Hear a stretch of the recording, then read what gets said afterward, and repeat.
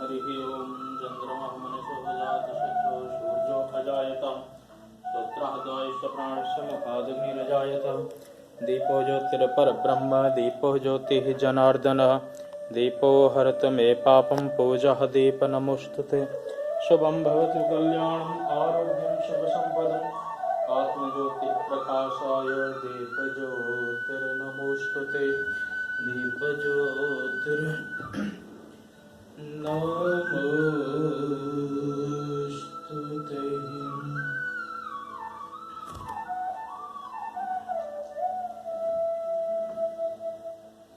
हरिः ओम श्री गणेशाय नमः। ध्येयं सदा परिभवग्नमभीष्टदोहम् तीर्थास्पदं शिवविरञ्चनुतं शरण्यं भृत्यार्तिहं प्रणतपालभवाब्धिपोतम् वन्दे महापुरुषते चरणारविन्दम्।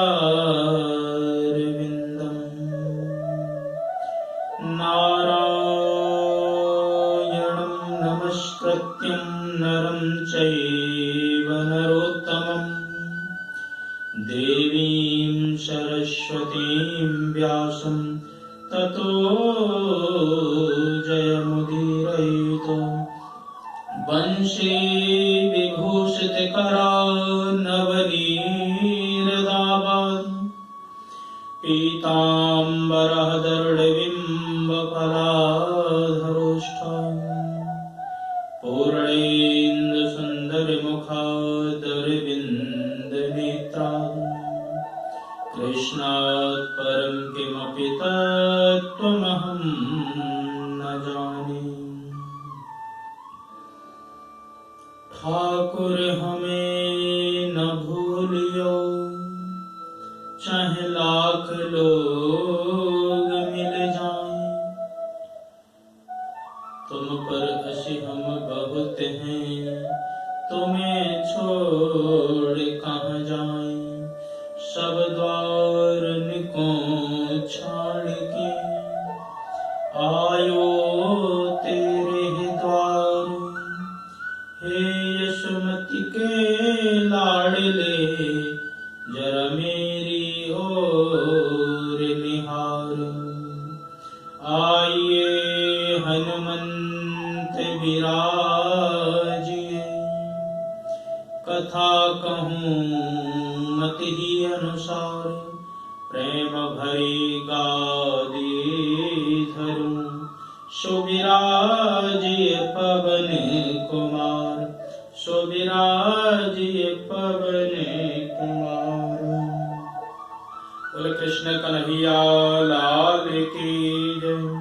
एकादशी महारानी की जय। अम्बे मात की जय। जगदम्बे मात की जय। सभी देवी देवताओं की जय।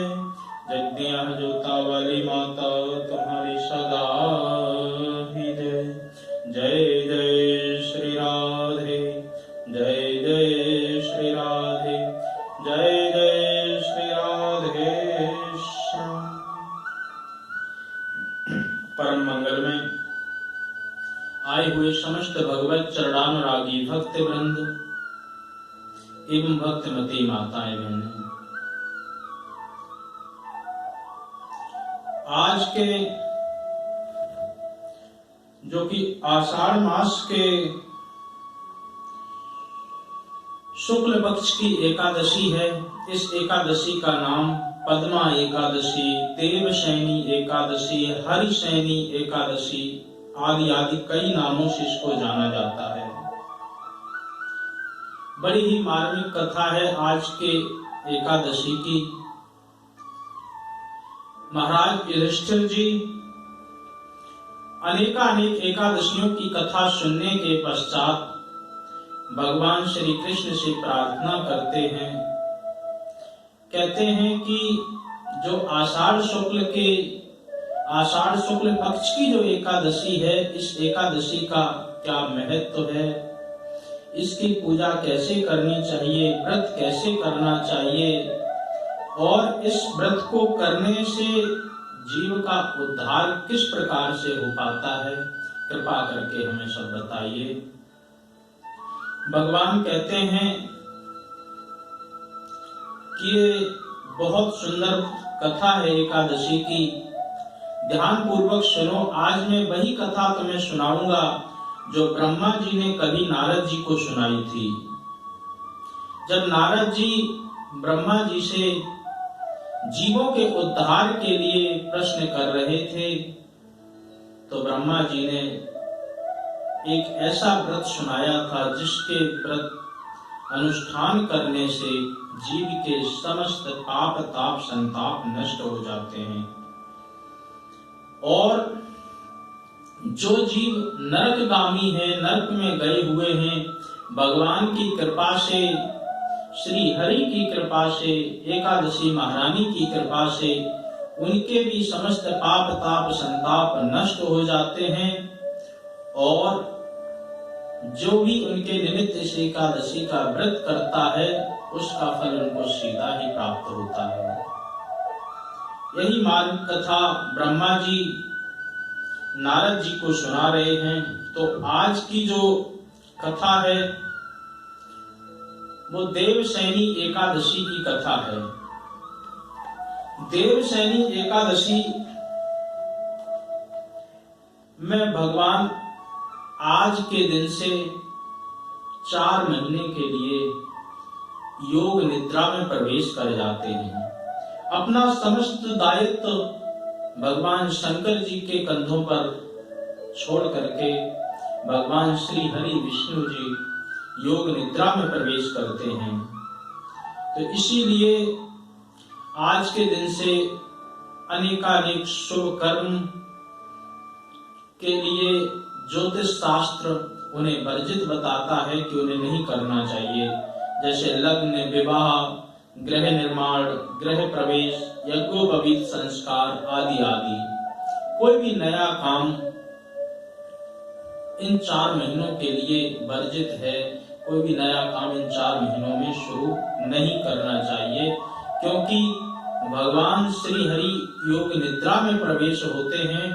तो योग निद्रा में प्रवेश होने के कारण आप उनका स्थान देंगे तो स्थान में भगवान की शक्तियां तो आएंगी, परंतु वो पूरी तरह लाभान्वित नहीं होती हैं, क्योंकि इन 4 महीनों के लिए जो शक्तियां होती हैं, सूर्य, चंद्र, प्रकृति, इन सबका तेज थोड़ा सा कम हो जाता है, मध्यम हो जाता है और ये शुभ शक्तियां कमजोर पड़ जाती हैं। इसीलिए साधकों को शुद्ध मन से भगवान की पूजा अर्चना करनी चाहिए, क्योंकि भगवान की पूजा अर्चना इन दिनों में करने से ये जो तेज शक्तियां कम हो गई हैं, तो इनकी पूजा अर्चना जब व्यक्ति करता है तो इनको उनसे शक्तियां मिलती हैं, उनसे तेज मिलता, उनसे बल मिलता है। तो इन 4 महीनों में ये भगवान की आराधना करने से बल प्राप्त करते हैं और अन्य महीनों में ये हमें बल प्रदान करते हैं। तो इसलिए समस्त व्यक्तियों को भगवान श्री हरि की आराधना जरूर करनी चाहिए।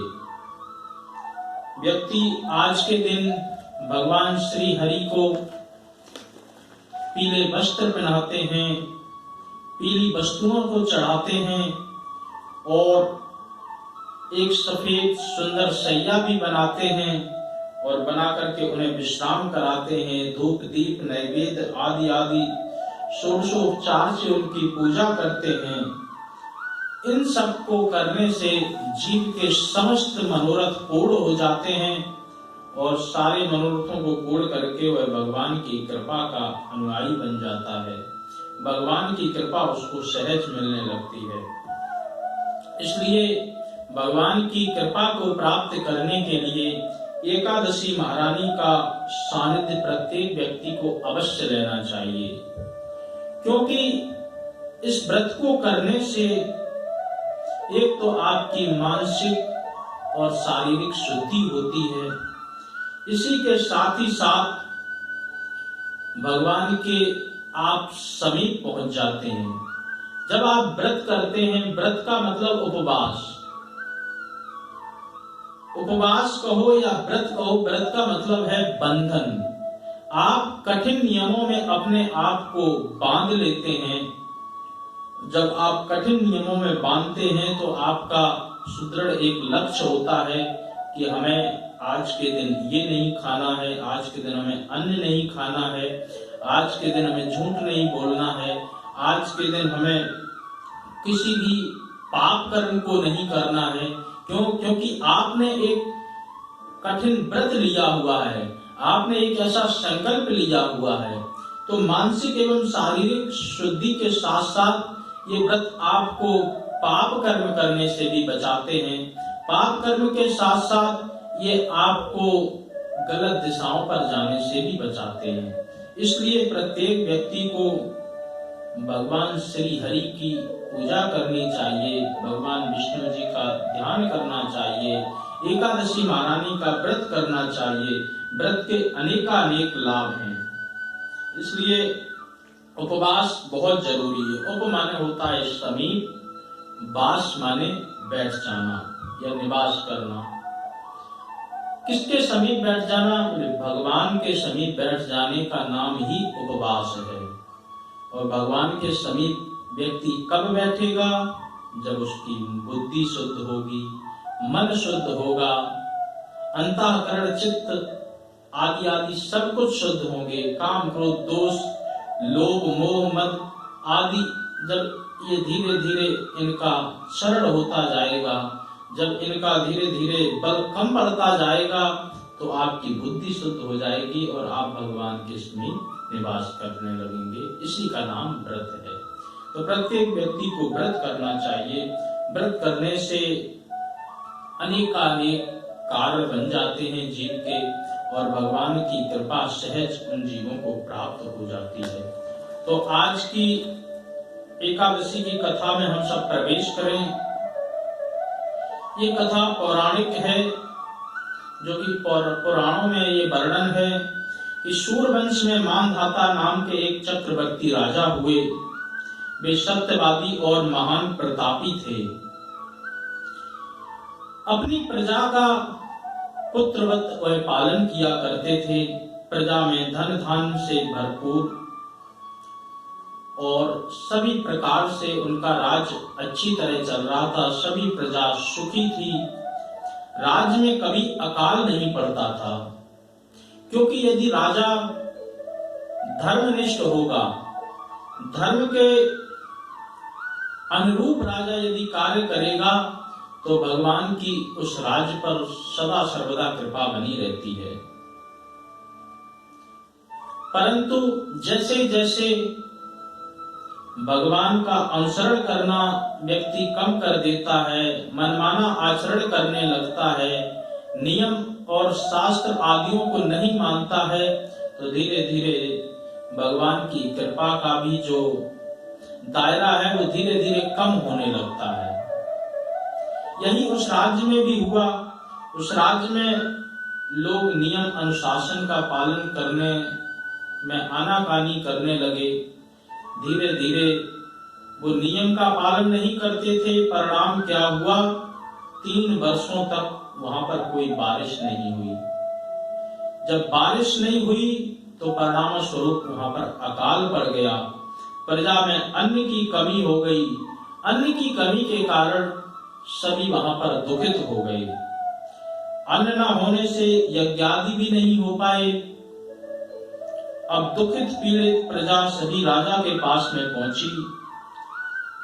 प्रजाजनों ने राजा से कहा, हे राजन, सारी प्रजा त्राही त्राही पुकार रही है, इसलिए आप कृपा करके कोई उपाय कीजिए जिससे प्रजा का ये कष्ट दूर हो जाए। राजा मानधाता कहने लगे, ठीक है, आप लोग यहाँ पर आए हैं, इसलिए हम कोई ना कोई उपाय करते हैं। वर्षा से ही केवल अन्न उत्पन्न हो सकता है और वर्षा का होना बहुत जरूरी है। 3 साल से बारिश नहीं हुई है तो अन्न की कमी हो गई है। हम कोई ना कोई जरूर उपाय करते हैं कि भगवान कृपा करें और पुनः बारिश होने लगे। इस प्रकार से सभी जो भी प्रजा थे उन सभी प्रजाओं को उन्होंने आश्वासन दिया और सभी को पुनः वापस घर पर विदा कर दिया। इतना कहकर के राजा अनेक जन के साथ में वन की तरफ चलने लगे। वहां पर उन्होंने सोचा कि ऋषि मुनियों से जाकर के हम इस प्रश्न का उत्तर ढूंढें कि हमारे राज्य में वर्षा क्यों नहीं हो रही है। चलते चलते भ्रमण करते करते उन्हें अनेकानेक आश्रम मिले और अनेकानेक आश्रमों में वो भ्रमण करते रहे। अंत में जाकर के उन्हें ब्रह्मा जी के पुत्र जो कि अंगरा ऋषि हैं, उन अंगरा ऋषि का आश्रम मिला। इन्हीं अंगरा ऋषि से अंग्रीय गोत्री ब्राह्मणों का जो अंगरा गोत्र है, इन्हीं ऋषि से चला है। जब ये ऋषि पहुंचे, ऋषि के पास में पहुंचे, प्रणाम करके पूछने लगे। ऋषि ने राजा का कुशल क्षेम पूछा कि सब कुछ ठीक चल रहा है। तो राजा हाथ जोड़ करके कहने लगे, महाराज पता नहीं हमारे राज्य में ऐसा क्या हो गया, 3 वर्ष बीत गए, 3 वर्षों से बारिश नहीं हुई है। आप ज्ञानी हैं, अंतर्यामी हैं, सब कुछ जानते हैं, कृपा करके आप कोई ना कोई उपाय बताएं ताकि हमारे राज्य में बारिश होने लगे। क्योंकि अन्न की कमी से हमारे राज्य में सभी प्रजा त्राहिमाम पुकार रही है। किसी के पास अन्न खाने को नहीं है, किसी के पास में कोई भी सुविधा नहीं है। जितने पशु पक्षी हैं ये भी पानी के मारे धीरे धीरे मरते चल जा रहे हैं। इनका भी कल्याण करें और हमारी प्रजा का भी कल्याण करें, हम आपकी शरण में हैं। ऋषि ने राजा की बात सुनकर के कहा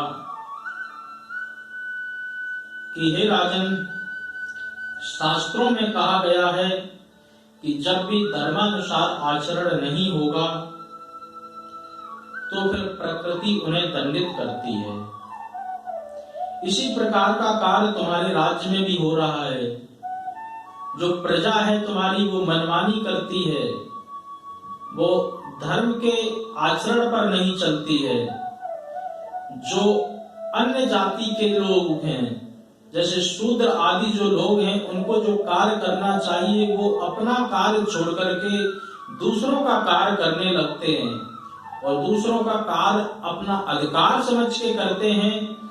तो जब जहां पर अधिकार समझ के किया जाएगा वहां पर धर्म का या शास्त्रों का अनादर होने लगेगा।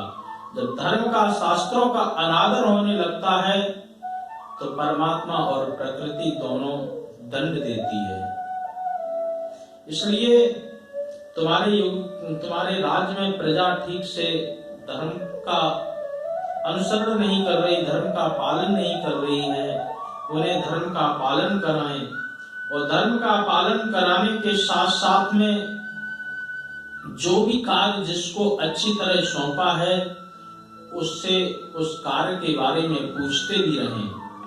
यदि ऐसा नहीं किया तो उस कार्य में लापरवाही होगी और लापरवाही होने के बाद आपको प्रकृति या परमात्मा के कोप का भाजक बनना पड़ सकता है। हाथ जोड़ करके राजा ने कहा कि महाराज, हमारा इतना बड़ा राज्य है, अब हम अपनी प्रजा पर हर तरीके से कैसे पाबंदी लगा सकते हैं। आप कोई न कोई सरल से सरल माध्यम हो, सरल से सरल साधन हो, आप कृपा करके मुझे बताएं, मैं उसको करने का प्रयत्न अवश्य करूंगा। तो ऋषि कहने लगे कि यदि तुम अपने प्रजा का इस तरीके से ठीक से ध्यान नहीं रख सकते हो, उन पर इस प्रकार से कोई पाबंदी नहीं लगा सकते हो, तो मैं तुम्हें एक सरल साधन बताता हूं। तुम उस साधन को करो, भगवान की कृपा से तुम्हारे राज्य में जो भी अकाल का प्रभाव पड़ा है वो प्रभाव शीघ्र नष्ट हो जाएगा। तो बोले महाराज मुझे क्या करना होगा? कहा तुम्हें आषाढ़ मास के शुक्ल पक्ष की जो देवशयनी एकादशी है, इस एकादशी का विधि पूर्वक व्रत करो। व्रत के प्रभाव से तुम्हारे राज्य में वर्षा अवश्य होगी, प्रजा सुखी होगी, और प्रजा को सुखी करने के लिए आपको एवं आपके सभी अनुयायियों को, आपकी प्रजाओं को भगवान श्री हरि की इस एकादशी का व्रत करना पड़ेगा। इतनी बात सुनकर के राजा ने ऋषि को प्रणाम किया, और ऋषि को प्रणाम करने के बाद में राजा अपने राज्य में चले आए, और आने के बाद उन्होंने अपनी प्रजा के साथ में एक बैठक बुलाई, और बैठक बुलाने के साथ में कहा कि मैं ऋषि जी से पूछ करके आया हूँ। उन्होंने एक ऐसा उपाय बताया है जिस उपाय से हमारे राज्य में जो अकाल पड़ा है, इस अकाल से हमें छुटकारा मिल जाएगा। तो सभी मिलकर के जो आषाढ़ मास के शुक्ल पक्ष की देवशयनी, हरिशयनी या पद्मा एकादशी के नाम से जो हम सब जानते हैं, इस एकादशी का हम विधिवत व्रत करेंगे, और विधिवत व्रत करने के बाद भगवान की पूजा करेंगे। तो भगवान की पूजा करने से हमारे सभी पाप ताप संताप नष्ट होंगे, और भगवान की कृपा से हमारे राज्य में जो अकाल पड़ा है, बारिश नहीं हो रही है, तो वर्षा भी हो जाएगी। राजा की बात सुनकर के समस्त प्रजावासियों ने, उस नगर में जितने लोग रहते थे, सभी ने एकादशी महारानी की शरण ली, और सभी उस व्रत को करने लगे। व्रत के प्रभाव से धीरे धीरे व्रत पूरा होने लगा।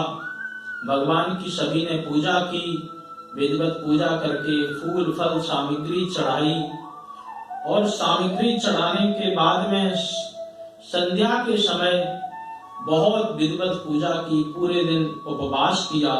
भगवान की कृपा से राजा के राज्य में उस रात बहुत तेजी से बारिश हुई, और जब बारिश हुई, बारिश के प्रभाव से उस राजा के राज्य में अकाल नष्ट हो गया।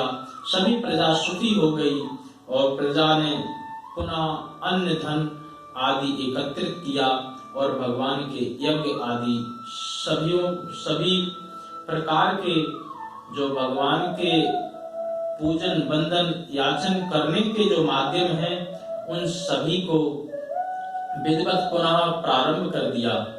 तो भगवान श्री हरि की कृपा से, एकादशी महारानी जी की कृपा से राजा के राज्य में समस्त सुख वैभव वापस आ गए, और अनेक वर्ष तक राजा ने इस पृथ्वी पर राज्य भोगा। अंत में उसे मुक्ति देने वाले इस व्रत ने परलोक प्रदान किया। भगवान के वहां पर दूत आए, भगवान के दूतों ने राजा का स्वागत किया, राजा के साथ साथ में समस्त प्रजा का भी स्वागत किया, और भगवान अपने निज धाम को लेकर के चले गए। तो एकादशी महारानी की कृपा से समस्त पाप ताप संताप नष्ट हो जाते हैं, और पाप ताप संताप नष्ट होने के साथ साथ में सभी प्रकार की जो जिसके मन में इच्छा होती है, भगवान की कृपा से वो इच्छा उसकी जरूर ही पूरी हो जाती है। इस प्रकार की ये देवशयनी एकादशी है, इसी एकादशी की एक कथा और मिलती है पुराणों में कि आषाढ़ मास के शुक्ल पक्ष में भगवान श्री हरि वामन रूप में प्रकट हुए थे। वामन रूप में प्रकट होने के बाद में उन्होंने देवताओं को छीनी हुई संपत्ति वापस दी थी। ये बात उस समय की है जब समुद्र मंथन हुआ। समुद्र मंथन होने के बाद में अनेकानेक रत्न आभूषण आदि निकले। अनेकानेक रत्न आभूषणों को देव और दैत्यों ने आपस में बांट लिया। बाद में जब अमृत निकला तो अमृत के लिए मारामारी होने लगी, लड़ाई होने लगी, तो भगवान को वहां पर मोहिनी अवतार धारण करना पड़ा।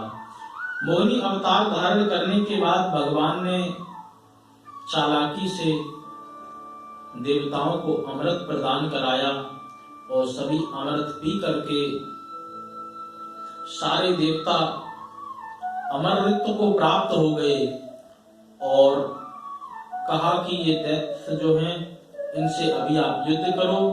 तो युद्ध करते ही सारे दैत्य मारे जाएंगे और तुम्हें स्वर्ग से फिर कोई हटा नहीं पाएगा। देवराज इंद्र ने अपनी सेना तैयार की और तैयार करने के बाद दैत्यराज बलि के ऊपर उन्होंने आक्रमण किया। तो भगवान की कृपा और अमृत के प्रभाव से सभी दैत्यों को देवताओं ने पराजित कर दिया, मार दिया। परंतु शुक्राचार्य इस नीति से प्रसन्न नहीं हुए। उन्होंने समस्त दैत्यों को मृत संजीवनी एवं अमृत संजीवनी विद्या से पुनः जीवित कर दिया। पुनः जीवित करने के बाद में उनसे कहा कि अब तुम खूब यज्ञ करो, खूब ब्राह्मणों को प्रसन्न करो, उनके आशीर्वाद से तुम देवताओं को परास्त कर दोगे। तो इस प्रकार की जब समुद्र मंथन की कथा के बाद में एक बार दुर्वासा ऋषि भगवान श्री हरि विष्णु जी से मिलने के लिए गए, तो उन्होंने अपने कंठ में पड़ी हुई माला को दुर्वासा ऋषि के गले में डाल दिया। दुर्वासा ऋषि बड़े प्रसन्न हुए और प्रणाम करके इंद्र के पास में आए। जब इंद्र के पास में आए तो सोचा कि इंद्र ने प्रणाम किया दुर्वासा ऋषि को, तो उन्होंने सोचा आशीर्वाद में क्या दूं। तो बोले कि ये अपनी जो माला है इसी को हम इसको भेंट कर देते हैं। जैसे ही दुर्वासा ऋषि ने इंद्र के गले में माला डाली तो इंद्र ने सोचा कि ये तो हमारा अपमान है। हम देवताओं के गुरु, हम देवताओं के सर्वश्रेष्ठ हैं, देवराज इंद्र हैं, देवताओं के राजा हैं, और ये मुझको तुच्छ सी माला दे रहे हैं। तो इंद्र ने अपने गले से उतार करके हाथी के सर पर रख दी। वो हाथी वो पशु है, वो क्या माला का महत्व जाने। उसने तुरंत अपनी सूंड में माला फंसाई और नीचे जमीन में पटक दी। जमीन में पटकने के बाद उसको पैरों से कुचलने लगा। ये दृश्य देख करके दुर्वासा ऋषि बड़े अचंभित हुए और क्रोध में आकर के इंद्र को श्राप दे दिया कि तू जिस श्री के बल पर, जिस लक्ष्मी के बल पर इतना इतरा रहा है, भगवान के दिव्य प्रसाद को भी अपमानित कर रहा है, जा मैं तुझे श्राप देता हूं कि तुम समस्त देव श्रीहीन हो जाओ, तुमसे सारी लक्ष्मी दूर हो जाए। दुर्वासा ऋषि के श्राप से सारी लक्ष्मी देवताओं से छीन हो गई, दूर चली गई और देवता त्राहिमाम करते हुए भगवान श्री हरि के पास में आए। कहा कि अब क्या करें। तो भगवान ने कहा कि पहले साधु संतों का अपमान करते हो तो उनके परिणाम तो तुम्हें भुगतने ही पड़ेंगे। जाओ, अभी हम तुम्हारा कुछ भी नहीं कर सकते। भगवान ने भी हाथ खड़े कर दिए और पुनः वापस भेज दिया। इस बात का जैसे ही शुक्राचार्य को पता चला तो समस्त दैत्यों को तैयार किया। कहा कि अब तुम देवराज इंद्र पर चढ़ाई कर दो, क्योंकि वो श्रीहीन हो चुके हैं। शुक्राचार्य जी ने ऐसी नीति बनाई तो समस्त दैत्यों ने देवराज इंद्र स्वर्ग पर चढ़ाई की, समस्त देवताओं को पराजित कर दिया और स्वयं गद्दी पर आरूढ़ हो गए। अब पुनः देवता लोग भागे भागे श्री हरि विष्णु भगवान के पास में आए और आकर के प्रार्थना करने लगे। तो भगवान ने कहा कि ठीक है, अभी तुम लोग जाओ, हम शीघ्र कोई ना कोई उपाय करते हैं। तो उसी समय ये आषाढ़ मास के शुक्ल पक्ष की एकादशी थी। भगवान ने बटुक रूप धारण किया और बटुक रूप धारण करके देवताओं को कार्य को साधने के लिए इस धराधाम पर आए। इस धराधाम पर जैसे ही आए तो बृहस्पति जी ने उनका यज्ञोपवीत संस्कार किया। माता सरस्वती ने कमंडल दे दिया उनको। गायत्री माता ने अपना दंड दे दिया, भिक्षा दी। ब्रह्मा जी ने उनको वरदान दिया। अंत में जब बृहस्पति जी ने कहा कि हमने तुम्हारा यज्ञोपवीत किया है, हमें गुरुदक्षिणा चाहिए, तो बोले गुरुजी गुरुदक्षिणा में क्या चाहिए? बोले हमें गुरुदक्षिणा में त्रिलोक की संपत्ति चाहिए जो कि राजा बलि के पास में है। कहा ठीक है। गुरुजी की बात सुनकर के राजा बलि के यहाँ पर वामन भगवान पहुंचे। ब्राह्मण का भेष है, मात्र 52 अंगुल के एक बौने से ब्राह्मण बनकर के पहुंच गए और पहुंच करके उन्होंने कहा कि हे राजन, हमने सुना है कि आपके यहाँ से आज तक कोई खाली नहीं गया, जो भी आया है उसको आपने भिक्षा जरूर दी है। बोले ये बात तो सही है। भगवान ने थोड़ा सा और उनको उत्साह किया कि हमने सुना है कि तुम्हारे दादा देखो प्रहलाद जी, विरोचन जी आदि आदि इतने बड़े बड़े दानी हुए हैं, तो आपका भी नाम उन्हीं से कोई कम थोड़ी है, आप उन्हीं के वंशज में हैं। तो बलि ने कहा कि आप कृपा करके मांगे, क्या आप चाहते हैं? बोले हमको तो सिर्फ और सिर्फ 3 पग भूमि चाहिए, यदि दे सकते हो तो 3 पग भूमि दे दो। राजा बलि ने कहा कि आपके इतने छोटे छोटे पांव हैं, यदि आपको मांगना ही था तो आप कोई बड़ी चीज मांगो। 3 पग भूमि में तो आपका एक कुटिया भी नहीं बनेगी, आप जिसमें बैठ के भजन कर सकते हो। कहा कि नहीं, हम तो संतोषी ब्राह्मण हैं, हमें सिर्फ और सिर्फ इतना ही चाहिए। शुक्राचार्य जी ने देखा कि ये मौना पंडित कहां से आ गया, हमने इसको पहले तो कभी देखा नहीं। तो राजा बलि ने कहा कि ठीक है, तुम 3 पग भूमि नाप लो। बोले ऐसे नहीं, पहले आप संकल्प करो। तो जैसे ही संकल्प करना शुरू किया, उधर शुक्राचार्य ने ध्यान योग से देख लिया कि ये कोई वामन नहीं है, ये साक्षात विष्णु भगवान है। तुरंत राजा बलि का हाथ पकड़ा और हाथ पकड़ करके कहने लगे, राजन क्या कर रहे हो? बोले गुरुजी, इनको 3 पग भूमि दे रहे हैं, जानते हो तुम ये कौन है? बोले हाँ जानते गुरुजी, ये वामन है। बोले ये ना वामन है ना 53 है, ये सभी विरोचने साक्षात, ये विरोचन के पुत्र हैं और साक्षात श्री हरि विष्णु ही हैं। देवताओं को कार्य को साधने के लिए तुम्हारे इस यहाँ पर आए हैं, इस रूप का वेश बनाया है, और यदि तुमने इस प्रकार की मूर्खता की तो तुम अभी श्रीहीन हो जाओगे, सारी लक्ष्मी चली जाएगी। इस प्रकार की बात सुनकर के बलि कहने लगे कि गुरुजी अब तो हमने वचन दे दिया। गुरुजी ने समझाया कि तुमने वचन दे दिया ठीक है, परंतु कई जगह पर वचनों का इतना ज्यादा महत्व नहीं होता है।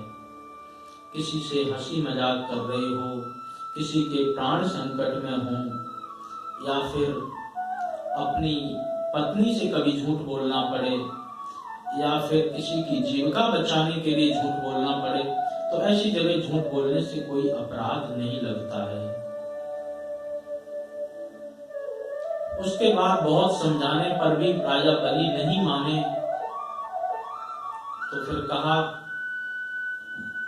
कि गुरुजी, अब अगर विष्णु भगवान भी स्वयं मांगने के लिए आए तो इससे बड़ा हमारा क्या सौभाग्य होगा। दाता एक राम, भिखारी सारी दुनिया, जो सबको देने वाले हैं वो आज हमारे द्वार पर याचना करने के लिए आए हैं।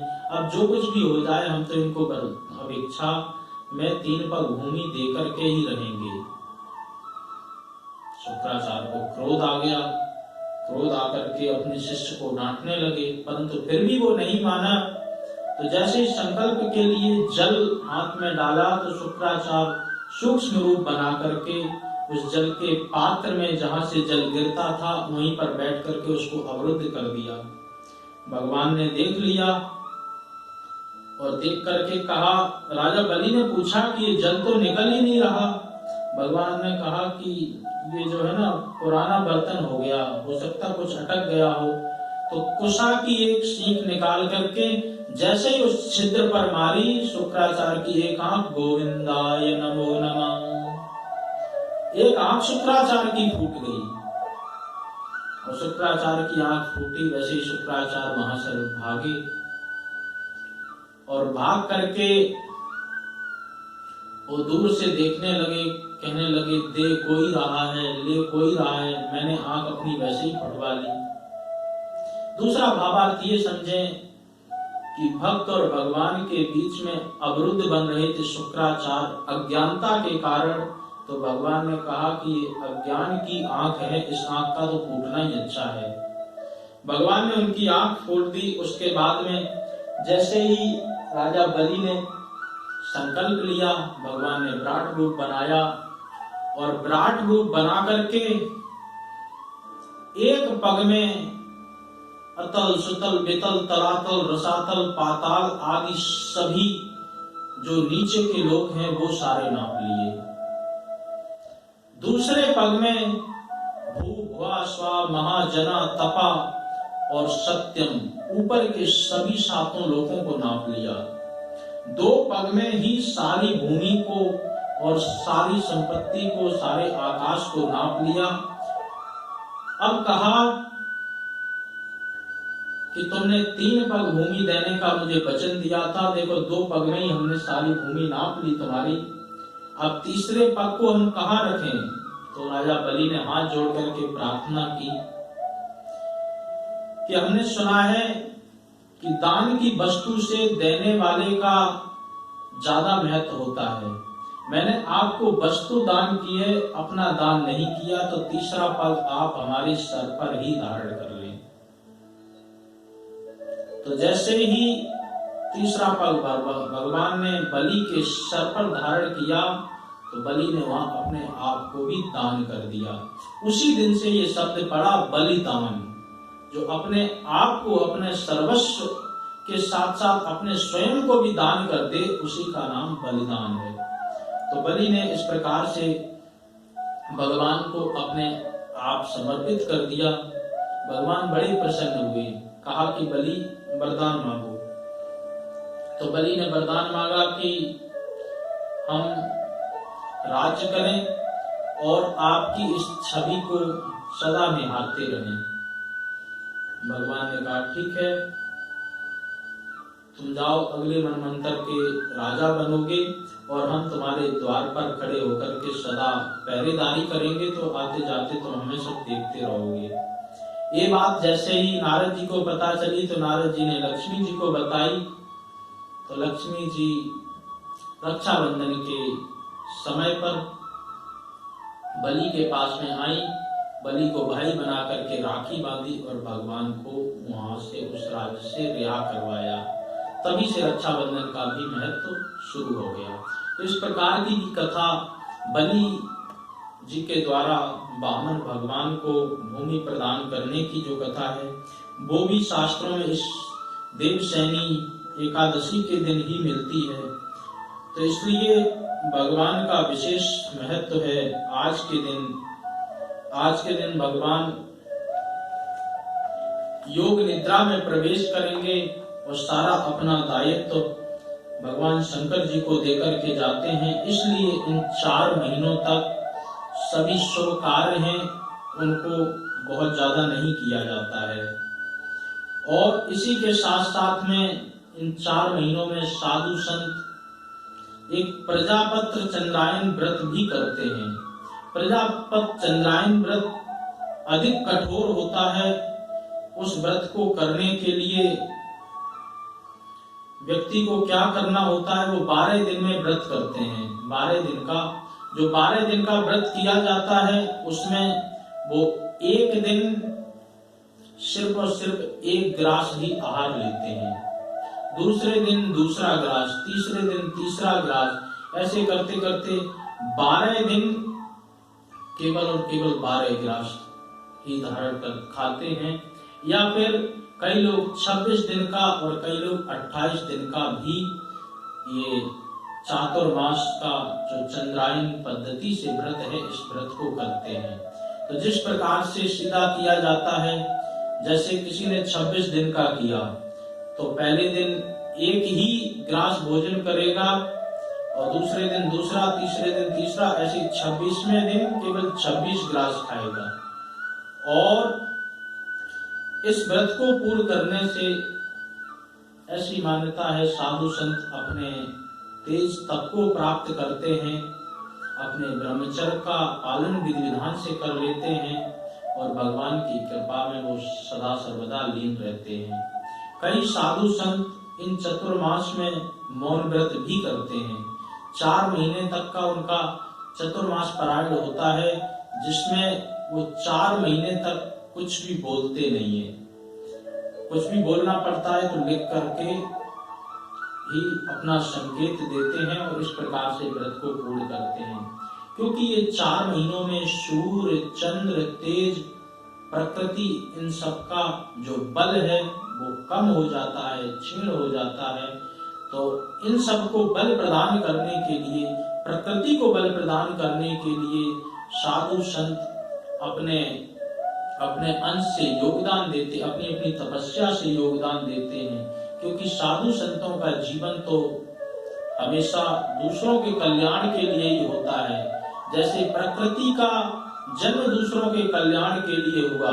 वृक्ष कबहु नहीं फल भके, नदी न संचय नीर, परमार्थ के कारण साधन धरा शरीर। जैसे वृक्ष अपना फल स्वयं नहीं लेता है, नदी अपना पानी स्वयं नहीं पीती है, इसी प्रकार से जो सज्जन साधु संत होते हैं वो अपनी तपस्या का फल प्रकृति को प्रदान करते हैं, जरूरतमंद को प्रदान करते हैं। तो इसलिए प्रत्येक व्यक्ति को देवशयनी इस एकादशी का व्रत करना चाहिए। इस व्रत के प्रभाव से समस्त पाप ताप संताप नष्ट हो जाते हैं और भगवान अत्यंत प्रसन्न होते हैं। जो भी भगवान की आराधना करते हैं, भगवान की प्रसन्नता से जीव को सब कुछ मिल जाता है। जो कुछ भी उसको चाहिए वो भगवान की कृपा से सहज ही सब कुछ प्राप्त कर लेता है। तो इसी के साथ में आज की जो देवशयनी एकादशी है, इस एकादशी की कथा का यहीं पर विश्राम। बोल बाके बिहारी लाल की जय। एकादशी महारानी की जय। अम्बे मात की जय। जगदम्बे मात की जय। सभी देवी देवताओं की जय। जगदिया जोता वाली माता तुम्हारी सदा ही जय। जय जय श्री राधे, जय जय श्री राधे, जय जय श्री राधे।